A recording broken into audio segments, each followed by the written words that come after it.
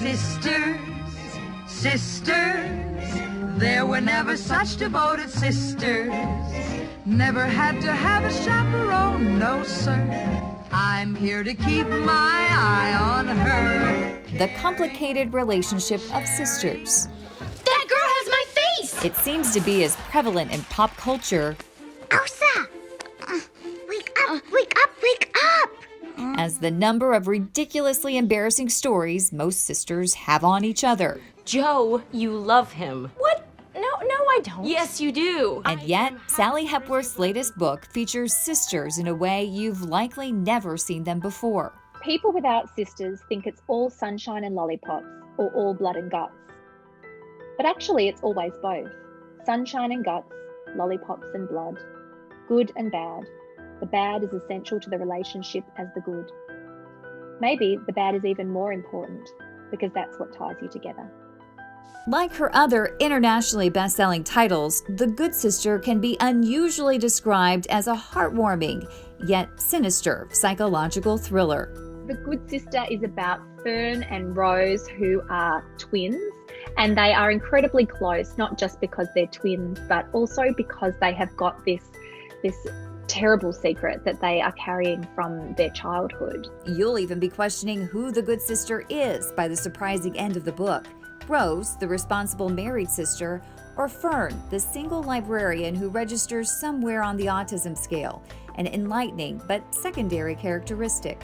It was my goal to create a character that people would love, people would recognize in their community, and would hopefully make the world a little bit better maybe. In this conversation, punctuated by sounds from Hepworth's office companion, lots of people think she's going to be a Rottweiler or something because they hear the snoring, and she's this beautiful little King Charles Cavalier Spaniel. we talk with the Australian author about the inspiration for The Good Sister, given she grew up with two brothers, how a career high of having Amy Poehler option her book for a TV series was followed by a crushing career low, and her husband's unexpected response to the news. I hung up the phone. I said, they're not going to publish the swingers book. And he looked at me and he said, you mean we went to a swingers party for nothing? Sally Hepworth is charmingly authentic in this wide-ranging chat.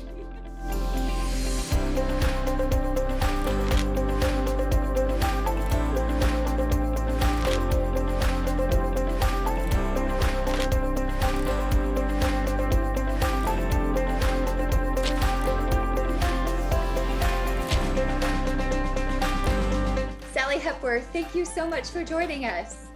It is my pleasure. I'm so excited. I've got my cup of coffee and I'm just ready to chat. Oh, so where are you right now? Are you in your office in Melbourne? Yes, I'm in this is my little office, as you can see from the background. You can probably guess what I'm the author of. My son came in this morning and he said, Mummy, I think you bought too many copies of your own book. You obviously want it to sell really well. And anyway, in case you forget what book we're talking about, just glance in my background and you're welcome. And so many times it's kind of fun because we kind of get to see where your workspace is. And then a lot of times you would get to hear from authors about things that they have on their desk that they like to have with them whenever they're writing. I mean, what is your desk setup? What do you have to have when you write? So I love this question, and I'm always really interested in what other authors say, and they always have got a certain candle that they burn, or they have, a music playing, or, some sort of picture board of their characters. And I always think that sounds so smart and wonderful. And I had to think about what is the thing that really kind of whets my creative, appetite. And I realized the one thing that I always have on my desk and that I can't be without is my jar of lipsticks and makeup. I love it. And isn't that ridiculous? But I do, I get into a zone where I think, oh, I don't know what's going to happen next. And I'll just I'll think red, and I'll just put on some lipstick, or, I'll think maybe a soft pink, and it just whets my, creative energy. And I need them near. And I have lipsticks everywhere. I keep them in my car, in my handbag. And, I thought it was just because I always wanted to reapply lipstick, but it's not. It's the power of lipstick and the way that it works with my creativity. So you'll always find this on my desk. Do you think that it helps put you into a character? Does that, like a different color? Does it? I don't know if it's as specific as that. I don't know if it's, you know, oh, I'm going to be someone evil, I'm going to put on my red lippy, or I need a softer, you know, it's more just that having lipstick close to me, like a comforter, makes me feel helps me just unlock, you know, the it's my comfort blanket. Oh my God. What does the bug say? Keep calm, and what does it say? Keep calm and read Sally Hepworth. Very appropriate. and put on some lipstick. But so we're talking about your new book, The Good Sister, which is behind you. But Sally, I love this book. It's so good. And it's kind of talking about, you know, the complicated relationship of sisters. And I mean, you hit it on the head, and which I find so interesting because you do not have sisters, right? No, I don't. I feel like such a what's imposter, because I've written this book about sisters and I don't have a sister. But you know, I've been surrounded by sisters my whole life. My mum is one of 5 sisters. All of my best friends have a sister. It's kind of, I've been a voyeur, you know, to this relationship, and it's been something that I've always wanted to be a part of. And I haven't really had the, obviously, opportunity not having a sister, but I am the mother to 2 daughters, and they were the inspiration for this book, and they were the relationship that made me realize, you know, because my mum hinted at it, you know, that sisters aren't always all they're cracked up to be. It's beautiful and it's loving and it's wonderful, but there's another side. But I never understood it until I lived with 2 sisters. And there was a moment 2 years ago, because publishing is slow, you know, this when the idea came to me, it was a couple of years ago. My daughters were 2 and 6, and they were playing outside, and you know, they were getting along really well, and it was all very lovely. And then suddenly there was a turn, and there was the, you know, the scream of someone that's been injured. And your heart sinks, you know. Right a minute before, I was thinking maybe I'll go and have a glass of wine, put my feet up, screams. So I went to investigate, and I found my older daughter had this ring of teeth marks in her arm, almost drawing blood, like it was a good bite. And my younger daughter, who was 2, was standing there looking kind of guilty. You know, 2-year-olds can't hide it from their face. Nope. You know, what's happened? And so I went to reprimand my little one, of course, for the biting incident, and not particularly hard. You know, it was very age appropriate. You would think that I had tried to kill her by the way that my older daughter, the injured party, stepped in between my daughter and I, you know, as if she was a bodyguard, and said, "Don't you yell at my baby sister." And I thought, but she just bit you. And I was so confused, because as someone, I have 2 older brothers who are twins, and they are 18 months older than me. And I was injured a lot as a child, and it was almost worth it for the fact that I knew that they would get in big trouble, and them getting in trouble was the greatest joy of my life. In fact, it still is. And so there is my injured daughter, doesn't want her sister to get into trouble. And I was marveling at how wonderful that was and how beautiful that relationship was, at the same time that she then said, "Don't worry, mummy, I'll get her back later when she least expects it." And I thought, oh, there's the 2 sides. And it's this great love and protectiveness, but also this kind of idea that while I can hurt my sister, no one else can. And I walked away from that, and I came into my office, and I just scribbled on my little notebook. Sorry, that's my dog snoring. Sorry about that. We'll hear that from time to time. She does it when she gets excited. I love it. And she likes this story. And I scribbled on my notebook, "Sisters?" ? And I thought, I don't know what this book could be, but I think this could be something. And that was the beginning of it. That's why Sisters. Sally, what I love about your writing is you have this way about writing about these truly sinister things, but you do it in a happy way. It's so interesting. The other day, someone said to me, it was the funniest book about, you know, narcissism and murder that I've ever read. It's true. I thought, yes, cool. I like that. Yeah, yes, I do. I look for the light and the shade in life in general. I come from a belief that all people are good and all people are bad, the nicest people that you can imagine. My mum is the nicest person I've ever met, doesn't have, she's one of those sweet, like that just believes everyone's lovely. If I kind of have a crack at someone, she says, Sally, stop that. That's, she's lovely. But every now and then, like, she is my example of all that is good in the world. And my favorite thing in the world is when she says something wicked, those moments, and even she can't believe it and she has a little chuckle. And it makes you realize that even people that you hold up on this pedestal, Mother Teresa probably had some nasty thoughts, they're just, everyone has got bad thoughts, and everyone, really good people and really bad people are capable of good. There are people who have committed, you see it in prison, people who have Right. committed all sorts of horrendous crimes, but they love their children, so much and would do anything for them, or their mother, or whatever it may be. And that's what's interesting in life, isn't it? Not Yeah. a cartoon villain or a saintly character. It's the people that are like you and me who have all of it, and hopefully someone that you can admire and that is inspiring. So, yeah, I guess that's why it ends up in my books. Well, and you're talking about the characters. That's what your characters are so interesting and lovable in your books. How do you come up with these characters? And I mean, do you think about, do they come first or do they kind of develop as you write? How does that happen? It happens, gosh, I always feel a bit inauthentic when I talk about the how, because I feel like in one interview I'll say, yes, it's character first. And in another interview I'll say, yes, it's plot first.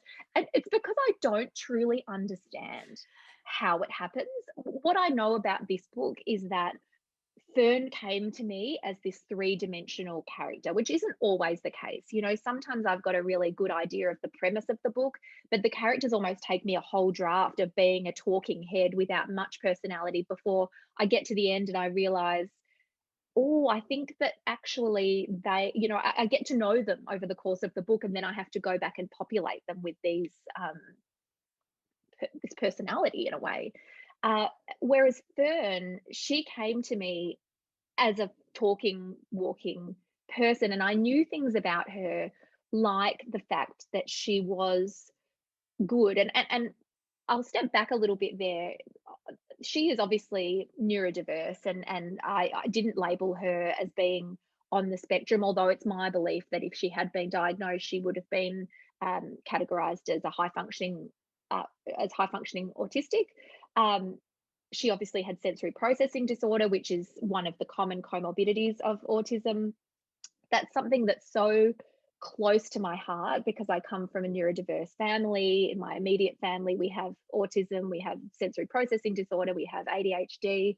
And so I didn't have to kind of research a list of traits of someone who'd be on the spectrum, or and then create a character. She was just there. I just somehow knew how she would react to things, and I was leaning on my own life, but I was also kind of just pulling from this character that somehow existed for me. For this book, it was really my attempt to kind of create a character that wasn't a sidekick, that wasn't the best friend or the the walk-on character with autism, but to have the main character who is possibly on the spectrum, not because she is on the spectrum. It's not a story about her coming to terms with being on the spectrum. She is in that position, main character, in spite of the fact that she's on the spectrum. This was a story about sisterhood and about, this tragedy from the childhood and various other things. It wasn't about that.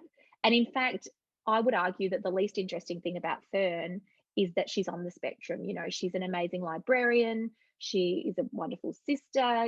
She's someone that Wally falls in love with. And I want to see that as a mother, and someone who cares about this community. I want to see lots of characters like this as a human being. I want to be able to understand things like sensory processing disorder, which is not something that has really had a lot of time in the sun. It's a very common comorbidity for autism. You know, people need to understand it. It's not just autistic people being strange, they're actually trying to cope with something that is very difficult in their world. The more people that understand that, the more people can accommodate them. Fern, Wally, love them so much. Such wonderful characters, and this book is such a treasure. And yet, it came during a time for you that was kind of a period of like creative self-doubt, right? Yeah, it did. It was the book. I wrote a book before that, and so what's interesting to those who don't know this, my book before The Good Sister was called The Mother-in-Law, and then there's been 2 years between The Good Sister and The Mother-in-Law, which is the first time it's been 2 years. Every year since The Secrets of Midwives, I've released a book a year. And someone said to me recently, have you moved to doing a book every 2 years? And the answer is no. I did write a book. I did write a book between The Mother-in-Law and The Good Sister. And that was a book about swingers. Sally, it seems like such a departure from what, I mean, your books are not normally that risque. I mean, it was the idea about it. It's so funny going back to it now. The idea behind it was that it was not erotic fiction. It was not the premise, and the thing that I wanted to explore was marriage and sex in marriage, because I am a real voyeur. I find it so interesting I'm always wondering about other people's marriages, and not just their sex lives, but other things like who does the work, who does the, the caring for the children, and who does this and who does that. I'm forever asking people this stuff. This is what makes me tick. And I think that sex is a really interesting part of it. And I think other people are not as, proud of as I am to admit it, but we all want to know what other people are doing. And so I had this idea about 3 couples all in different crossroads in their relationship. I put them all at a swingers party together, and something happened. So essentially, it was still a Sally Hepworth book. There was the dark, and there was also but in the end, it didn't work. And my publisher said, Sally, no, this is a bad idea. And listen, they were right. My publishers were right to say that, but it was a really hard time because I'd spent a year writing this book. And during that year, of course, I'd paid for childcare for my children. I had not earned any income for that year because I was, without delivering the book. I hadn't done that, and I'm the only breadwinner in our household. Back then, my husband was working too, but it was a big blow, and both financially, but also creatively, and to my confidence. And so, as you say, I then was tasked with the idea of having to start another book that I needed to write, and I needed to write it fairly quickly because I kind of needed money. Never should admit that as an author, because it's all about the creative love. But I, this is reality. And so I thought, what am I going to write about that I have this incredible self-doubt, and how can I move forward just with the fear that this might happen again? What if I spend another year writing something and it's not good enough, or longer? And in a way, it was the best thing to happen to me for 2 reasons. One is that I had to really think about, what is the book that I want to write? What is the book that I'm willing to risk it being rejected, because it's the book of my heart. And that was where Fern started to come to me, and neurodiversity is something that I'm so passionate about. I thought maybe this is time, because I had fear about writing that book too. Because while I have a neurodiverse family, I am not autistic. I don't, I am a neurotypical person. So you're stepping into someone's shoes, and you have to take a bit of responsibility for that. The other thing, but this gave me the courage just to think, what, I'd like to put this book into the world. So it helped me make the really tough decisions in a way that, what am I willing to put out there to be this next book? And the second part of it is that it completely changed my writing process. I went from being, and this also was due to the fact that I was in lockdown with my family. Right. Yeah. I started doing this thing, which the technique is not mine. It was one of James Scott Bell's books, and he has a technique called the Nifty 350. There's my dog. And the technique is that you every morning you wake up and you write 350 words straight away. Just reach for your diary or your computer and you just let those words pour out onto the page. And the theory behind it is that you can't overthink it. You've just woken up, your brain's not fully in gear, and you just are sort of beating the self-doubt with those 350 words, and then it should set you up for a really good day's writing. Yeah. And so I took that technique and I started doing it all day. So I started writing in 350 word chunks in a way of beating the fear. And I still do it now. Like I've done, with 2 further books, I have employed that technique because there's so much self-doubt in writing anyway. And couple that with a rejection, right. it just is magnified. And so I've told a lot of my writer friends and they're doing it too. And I think there's just something about just the way that it connects you, your creative part of you to the keyboard, and it almost kind of circumvents the brain that's saying you're not good enough, this is not going to be good, you're going to be rejected, you have to sell your house, all of that mind stuff. It's a technique, and I love that technique, and it's been fairly instrumental to my writing. So another example of bad things can create good outcomes. Sally, I think that's so interesting that you found a way that was such a positive, like you said. I mean, like when this was happening, I mean, no one would have known because it seemed like such a highlight in your life, right? Because mother-in-law was doing so well. And then this is at the same time that you optioned that book to Amy Poehler, right? I mean, talk about the light and the shade. I mean, this is where it comes from. Right. I was in the middle of, I actually had this wonderful little moment in my career where I was invited to come to New York for 3 days to go on Good Morning America to talk about the mother-in-law. And I mean, that doesn't happen to little people like me in Australia. It was just so exciting. And I did that. And then while I was over there, I got a call from my agent and he said, would you like to meet with Amy Poehler, tomorrow morning for breakfast? And I said, yes, I would. Obviously. And then she optioned the mother-in-law shortly after that. And there were so many wonderful things going on, which were wonderful.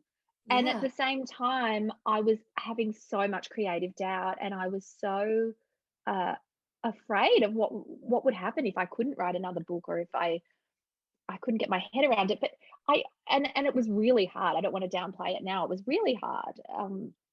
But I also am such a fan of, life's hard, isn't it? There are highs and lows to everyone's life. No one I know has been immune to hard. It's happened to everyone in their own different ways, and there'll be more hard ahead of me.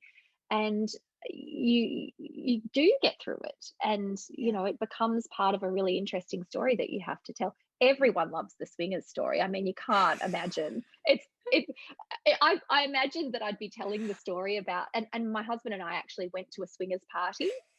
Didn't do it. We didn't, for research. Yeah. And the first thing he said to me, bless his cotton socks, he's quite, what's the word? He's an accountant. I always think that describes him in the best possible way. Like, he's a nerd, cutest, sweetest nerd. He actually was part of my inspiration for Wally. But as soon as I said, I hung up the phone, I said, they're not going to publish the swingers book. And he looked at me and he said, you mean we went to a swingers party for nothing? You're like, yeah, but now we have this really interesting story, don't we? We have a dinner party story for life. And you should have seen the amount of dinner parties that we were invited to after that. Everyone wanted to talk to us about it. And Christian was traumatized, and so was I, kind of. Like, it was very confronting. But I pictured that I'd be telling that story as I publicized the book, but in fact I have got to tell the story a lot of times anyway, so nothing is wasted. I read somewhere that you had wanted to be a writer since the age of 7. Is that right? Yeah. Look, I probably always wanted to be a writer, even before I could write. And my mum said I was always making up stories. I used to do a thing where I would get because my older brothers were older than me, and they'd bring home their readers, and I would just make up the words, and I'd just create, because I couldn't read them, and I'd just create a story that was way better, let's face it, than the crappy story that they had. And yes, I really wanted to get a book published, and it was actually my aunt, my mum's sister, was a publisher of non-fiction books, and I found out, and I rang her up and I said, I'd like you to publish my book, and she said, all right. And I thought, oh, I better go write a book. And so I took to my desk and I wrote a book of short stories. And I then went to my auntie's house for the weekend, and I drew some pictures, and I remember she found it, and then on the back, copyright Sally Hepworth, which is my maiden name, 1988. So that was my first book, and it was called Mustard and Ink, which I actually think is kind of a cool little name. Yeah. It has nothing to do with any of the contents of the book. I just thought it sounded cool. Which makes it even better. I know, kids. You mentioned earlier that, so you write like a year in advance. Does that mean that your next book is completed? Yeah, I've just, completed, as any author will say, is a spectrum, but it's been it's delivered, it's accepted, and I've just got copy edits, so I'll be going through that. But yeah, it's done. It's called The Younger Wife.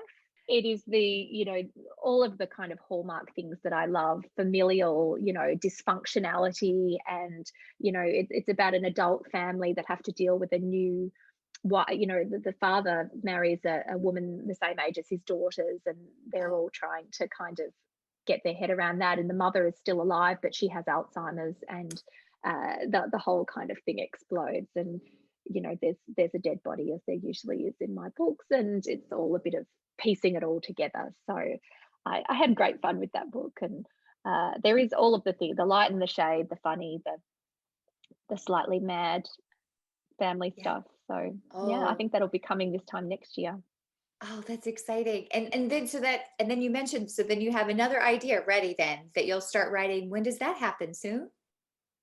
Yeah, well, when I'm sort of doing a lot of promotion stuff last week, this week, and next week, and then in between that, I'm doing research for this book. Like it goes into a particular element of health, which I've been doing a lot of reading about. I need to get my head around that more before I start writing, and then I'll be diving into that. Yeah, and I'm excited. I've read that do you still do a spreadsheet where you kind of do you outline kind of what you think will happen in each chapter? Is that what it is? Yeah, that's what I did last time, and it worked really well. But it sounds, again, I don't want to be disingenuous. It makes it sound like I'm so organized and planned and meticulous, and nothing could be further from the truth. I mean, it is a plan, but it ends up changing, and it's amazing that someone can plan something so much and still be so chaotic about how you do it, and because things will happen, like I'll start writing it and things are different in a spreadsheet as they are in when you actually flesh them out, and you'll realize, oh, this isn't going to work, but it's still helpful because I can look ahead at what I planned and think, no, but that might still work, and that, maybe that. So it's just, in a way, it's just kind of getting some of the madness from my head down into something that I can keep and move around. And I don't know, I just, every time I hear another author speak, I'm listening to see, how do you do it? Because I just need to know how. And I think that every author feels a little bit like that. Like, we know how we do it, but we're just convinced that there's a better way. So if I know you speak to a lot of authors, then let me know. No, Sally, don't change anything. I love your books. Don't change what you're doing, because this is perfect. Don't change it. This has been a lot of fun talking to you. Thank you for your time. I've loved it. Thank you for having me. This is so fun. Lots of people said things to us like, what a wonderful mum you must have, and your mum must have spent a lot of time reading to you.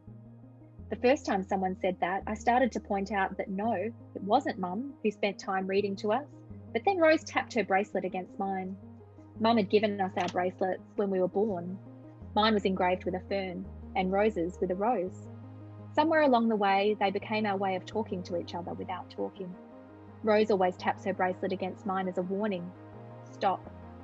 It's a good system for almost always works. There's only been one time that Rose couldn't stop me from doing the wrong thing, and that was a mistake that will haunt me for the rest of my life.